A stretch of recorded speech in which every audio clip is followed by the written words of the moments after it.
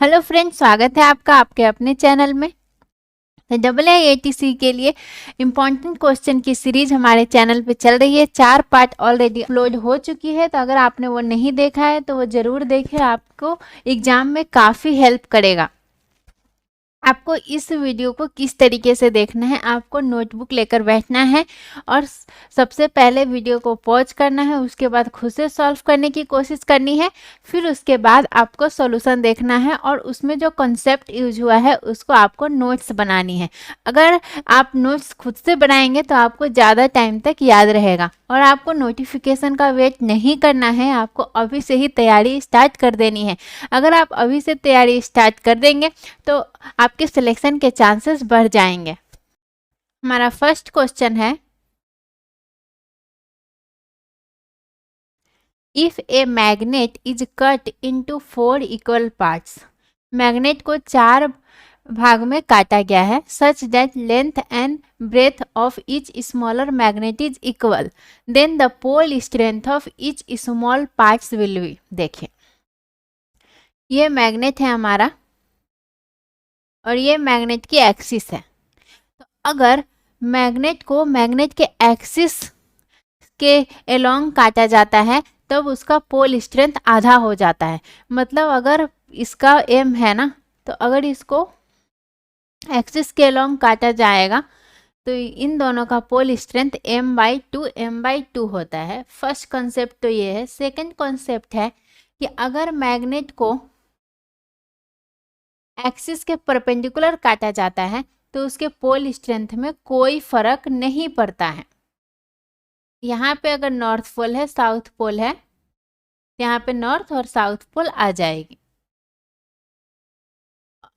और magnetic strength उसका m रहेगा। अगर इसका भी m है तो इसका भी m ही रहेगा।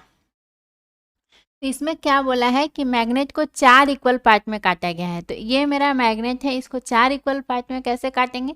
एक बार एक्सिस से काटेंगे और फिर उसके बाद एक बार उसको एक्सिस के परपेंडिकुलर काटेंगे।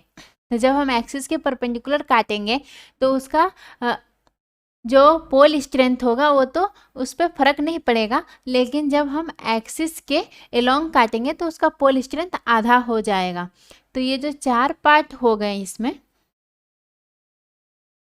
ये सबका पोल स्ट्रेंथ m/2 और m/2 होगा। तो करेक्ट आंसर है m/2। नेक्स्ट क्वेश्चन है, if all the elements of 3 into 3 matrix P are 1 then P square minus 3P। देखिए, P एक मैट्रिक्स है 3 into 3 का, 3 क्रॉस 3, सारे एलिमेंट्स 1 हैं।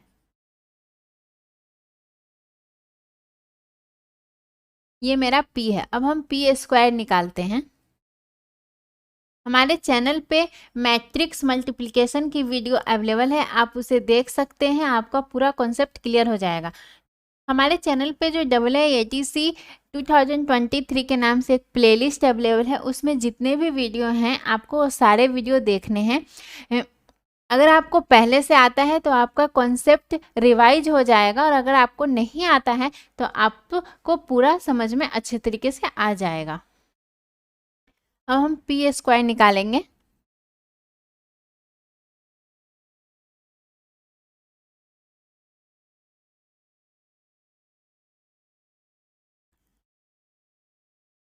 थ्री क्रॉस थ्री, ये दोनों कैंसिल हो जाता है और तो हमारा जो मैट्रिक्स बनेगा वो 3 क्रॉस 3 का ही बनेगा।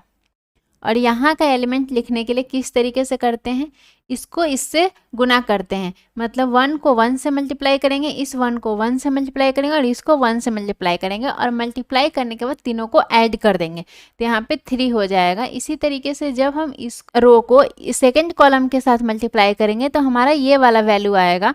जब हम इसके फर्स्ट रो को इसके थर्ड कॉलम के साथ मल्टीप्लाई करेंगे तो ये वाली वैल्यू आएगी। अगर हम सेकेंड रो को फर्स्ट कॉलम के साथ मल्टीप्लाई करेंगे तो ये आएगी। अगर आप इसे मल्टीप्लाई करेंगे तो सारी की वैल्यू 3 3 3 आ जाएगी। और मैट्रिक्स में हम अगर कोई भी कॉमन डिजिट होता है सारे मैट्रिक्स के साथ तो हम उसे बाहर निकाल सकते हैं। तो इसे मैं लिख सकती हूँ 3 1 1 1 1 1 1 1 1 और ये क्या हो गया 3 और ये मैट्रिक्स P ही था, मतलब कि p square minus 3P equal to p square हमारा 3P आ गया, पहले से ही 3P था, ये दोनों कैंसिल हो गया, मतलब इसमें नल मैट्रिक्स आ गया। तो एक कैसा मैट्रिक्स हो गया, नल मैट्रिक्स, वो इस तरीके का मैट्रिक्स होगा 3 क्रॉस 3 का। नेक्स्ट क्वेश्चन है हमारा, the mass of a lithium 37 nucleus is 0.042 less than the sum of masses of its nucleons, the binding energy per nucleon of lithium nucleus is nearly. देखिए binding energy होता है change in mass into C square, और अगर इसका answer हमें mega electron volt में चाहिए तो चेंज इन मास को मल्टीप्लाई किया जाता है 931.5 मेगा इलेक्ट्रॉन वोल्ट। देखिए इसमें क्या दिया हुआ है कि जो मास ऑफ द न्यूक्लियस है ना वो 0. मास ऑफ द न्यूक्लियस में से अगर आप इसको देखें लिथियम 37, इसमें नंबर ऑफ प्रोटॉन कितना है, ये प्रोटॉन को दिखाता है 3 है, और नंबर ऑफ न्यूट्रॉन निकाले तो ये मास नंबर है, मास नंबर में से प्रोटॉन नंबर को माइनस करेंगे तो हमारा आ जाएगा नंबर ऑफ न्यूट्रॉन, तो 7 - 3 = 4। तो ये दिया हुआ है कि the mass of the nucleus is 0.042 less than the sum of masses of all its nucleons. Nucleons क्या होता है, प्रोटॉन और न्यूट्रॉन दोनों को मिलाकर न्यूक्लियॉन्स कहते हैं। तो टोटल मास हमने m मान लिया minus mass of proton into number of proton, number of proton है हमारा 3 minus mass of neutron into number of neutron हमारा 4 है, ये ही तो डेल्टा m है चेंज इन द मास, और ये दिया हुआ है 0.042, तो हमारा डेल्टा m की वैल्यू क्वेश्चन में गिवन है। तो बाइंडिंग एनर्जी हो जाएगा 0.042 इंटू 931.5 मेगा इलेक्ट्रॉन वोल्ट। लेकिन अभी हम इसको मल्टीप्लाई नहीं करेंगे क्योंकि क्वेश्चन में पूछा है हमसे बाइंडिंग एनर्जी पर न्यूक्लियन, तो इसमें न्यूक्लियन कितने हैं, न्यूक्लियन इसमें 7 है। न्यूक्लियन बोलते हैं प्रोटॉन और न्यूट्रॉन दोनों को मिलाकर, और ये जो ऊपर का नंबर शो करता है वो नंबर ऑफ न्यूक्लियॉन्स को शो करता है। तो बाइंडिंग एनर्जी पर न्यूक्लियन निकालेंगे तो आ जाएगा 0.042 इंटू 931.5 डिवाइडेड बाई 7, 6 से कैंसिल हो जाएगी, ये आएगी 5.6 मेगा इलेक्ट्रॉन वोल्ट। आप इसे मल्टीप्लाई कर लीजिए तो आ जाएगा 3rd। आप ऐसे भी देख सकते हैं 9 × 6 54 होता है ना, और 3 नीचे 0 है तो 5.6 के अप्रॉक्स आएगा। नेक्स्ट क्वेश्चन है 10 metre long horizontal wire extend from north east to south waste.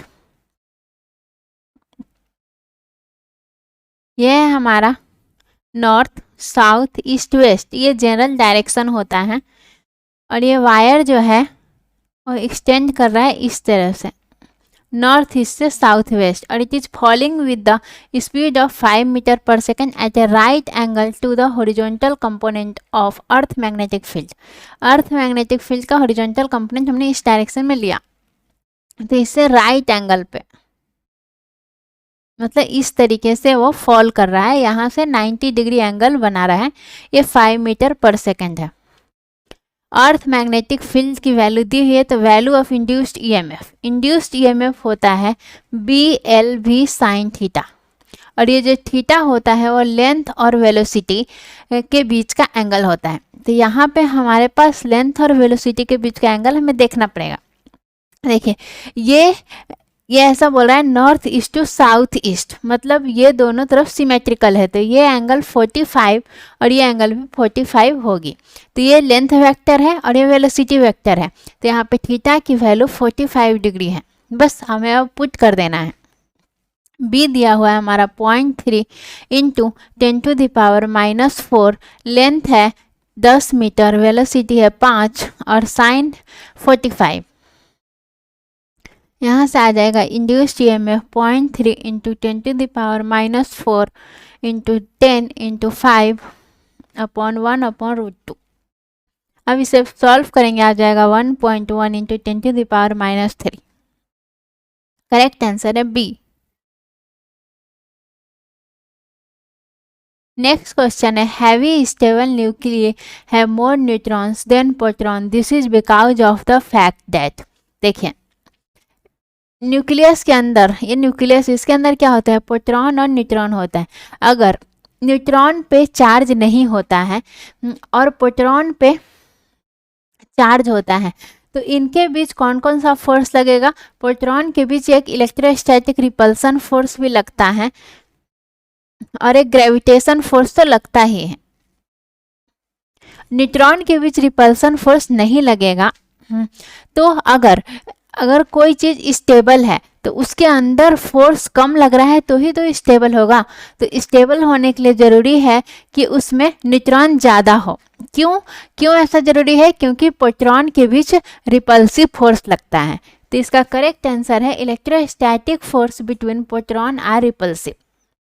इसी फैक्ट के कारण हैवी जितने भी स्टेबल न्यूक्लियस होते हैं उसमें ज़्यादा न्यूट्रॉन होता है comparison to proton. Next question है हमारा tan इनवर्स, एक एक्सप्रेशन दिया हुआ है और x की वैल्यू 0 से 6 के बीच लाई कर रही है, तो हमें x इक्वल्स बताना है। देखें tan inverse x plus y के लिए 3 फार्मूला होता है, तो हमें चेक करना पड़ेगा कि कौन सा फार्मूला इसमें लगेगा। यहाँ पे इस x है या y है, तो अगर मैं इसको चेक करूँ 1/2 और y हमने जिसको माना है उसमें x है ऑलरेडी और x 0 से 6 के बीच लाई कर रहा है, तो मान लीजिए मैक्सिमम 5 मैं एज्यूम कर लेती हूँ एक चेक करने के लिए, तो 5/3, तो इसकी वैल्यू लेस देन 1 ही होगी। ये और क्या हो सकता है, ये 4 हो सकता है, 1 हो सकता है, लेकिन ये 6 से तो ऊपर कम ही वैल्यू आएगी, मतलब इसकी वैल्यू लेस देन 1 होगा, तो ये फार्मूला हमारा लगेगा। आपको ये दोनों फार्मूला भी याद रहने चाहिए कि जब एक्स वाई ग्रेटर देन 1 आ गया और एक्स वाई ग्रेटर देन 0 है तो केस 2 वाला फार्मूला लगेगा। जब एक्स वाई ग्रेटर देन 1 है और एक्स वाई निगेटिव है तो केस 3 वाला फार्मूला लगेगा। हमारा अभी केस 1 वाला फार्मूला लगेगा, तो आ जाएगा tan इनवर्स x है 1/2 plus x/3 1 minus 1/2 into x/3 equal to π/4। अब हम इसको tan इनवर्स को इस तरफ लेके चले जाते हैं और इसका एलसीएम ले लेते हैं। 2 तिहाई 6, 6 माइनस x अपॉन 6 और tan π/4। 6 से 6 कैंसिल हो गया, 3 plus 2x upon 6 minus x, tan π/4 1 होता है, 3 plus 2x equal to 6 minus x, 3x equal to 3x की वैल्यू आ गई हमारी 1। इसका करेक्ट आंसर है फर्स्ट। नेक्स्ट क्वेश्चन है हमारा if A and B are two mutually exclusive event then which of the following is true. देखिए mutually exclusive event की एक कंडीशन होती है कि दोनों इवेंट्स में कुछ भी कॉमन नहीं होना चाहिए, मतलब प्रोबेबिलिटी ऑफ ए इंटरसेक्शन भी 0 होना चाहिए। और आपको पता होगा कि कोई भी probability less than equal to 1 होती है, प्रोबेबिलिटी की वैल्यू कभी भी 1 से ज़्यादा नहीं होती। तो अगर मैं A यूनियन B की वैल्यू लिखूं तो वो लेस देन इक्वल टू 1 होगी। और A यूनियन B का फॉर्मूला होता है probability of A plus probability of B minus probability of A intersection B less than equal to 1। और ये 0 है, क्यों? क्योंकि म्यूचुअली एक्सक्लूसिव इवेंट है।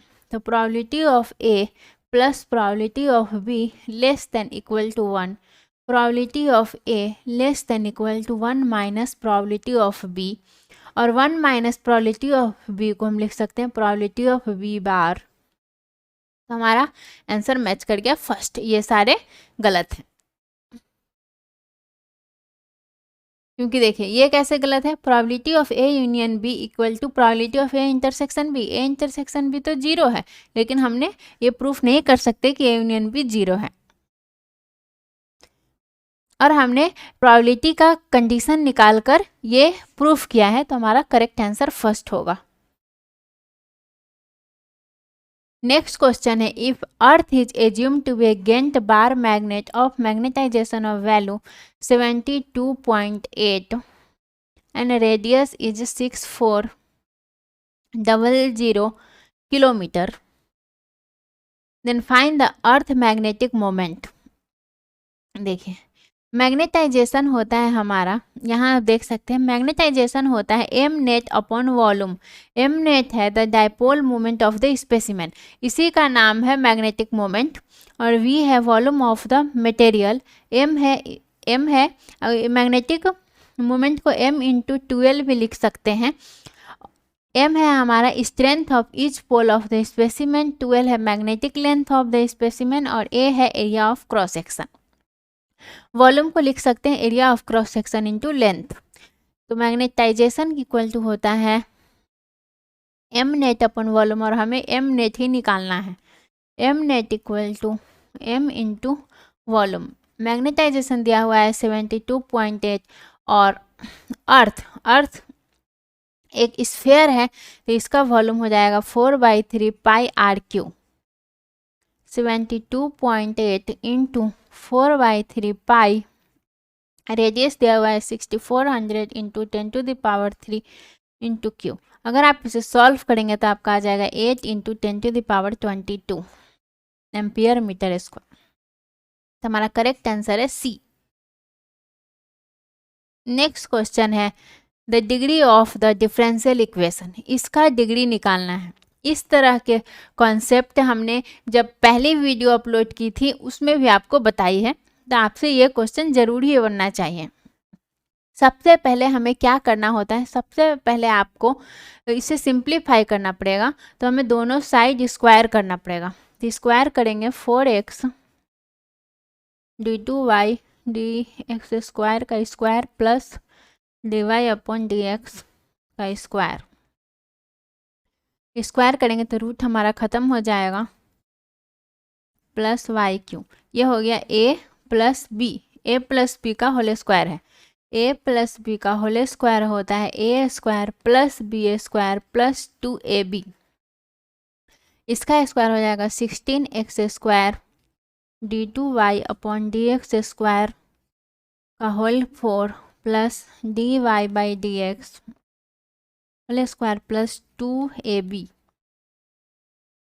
d2y अपॉन dx स्क्वायर का whole square equal to dy upon dx whole cube plus y³। ये हमारा simplify हो गया। हमें डिग्री देखनी है। डिग्री क्या होता है, हाईएस्ट ऑर्डर का पावर। तो हाईएस्ट ऑर्डर डेरिवेटिव इसमें सेकंड है, और सेकंड का हाईएस्ट पावर कितना है, 4 है। तो करेक्ट आंसर हो जाएगा 4। नेक्स्ट क्वेश्चन है in half wave rectification if the input frequency 60 hertz then output frequency will be. देखिए हाफ वेव रेक्टिफिकेशन काम कैसे करता है मैं आपको पहले बताती हूँ। रेक्टिफायर क्या करता है, इसका भी कॉन्सेप्ट आपको हमारे चैनल पे अवेलेबल है। सेमीकंडक्टर का एक वीडियो है हमारे चैनल पे जिसका टाइटल इलेक्ट्रॉनिक्स के नाम से टाइटल है, उसमें आपको इसका कॉन्सेप्ट मिल जाएगा। मैं आपको इसका कॉन्सेप्ट बता देती हूँ। रेक्टिफायर क्या करता है, एसी सिग्नल को पल्सेटिंग डीसी में बदलता है। हाफ वेव रेक्टिफायर कैसे काम करता है, जैसे एसी सिग्नल कैसा होता है, पॉजिटिव निगेटिव पॉजिटिव निगेटिव, आधे साइकिल के लिए पॉजिटिव होता है, आधे साइकिल के लिए निगेटिव होता है।